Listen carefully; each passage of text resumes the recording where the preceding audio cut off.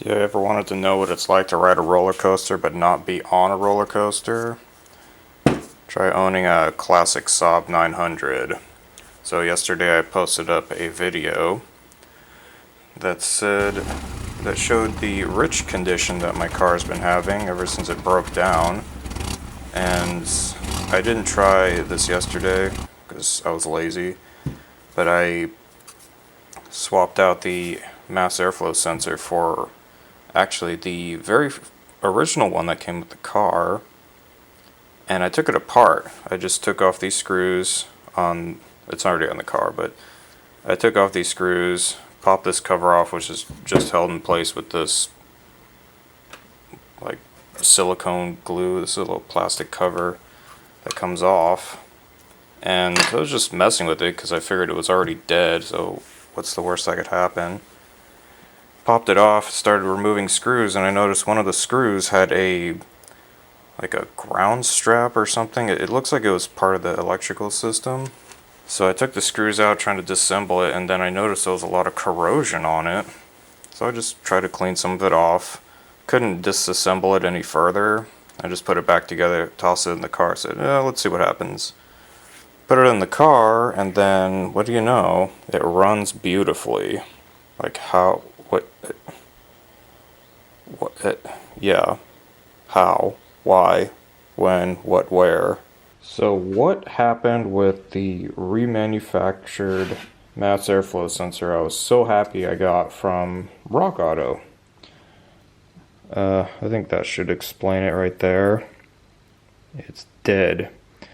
Or I think it is. I'm not 100% sure if it is dead, but in the video where I show how I was struggling to get my car started after work, this was the mass airflow sensor that was in the car at the time. And I tried it again a few other times after that day and before making that video, putting this in the car, trying to start it and see what happens, and every single time it was turn the key, crank, start for a second, die. So, time and time again, until I switched it out with my knockoff eBay mass airflow sensor, which actually started the car, but it ran so badly, I just used it anyway because, well, my original mass airflow sensor was dead, or so I thought.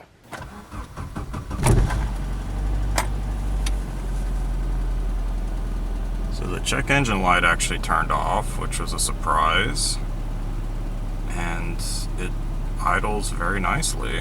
When I hit the gas,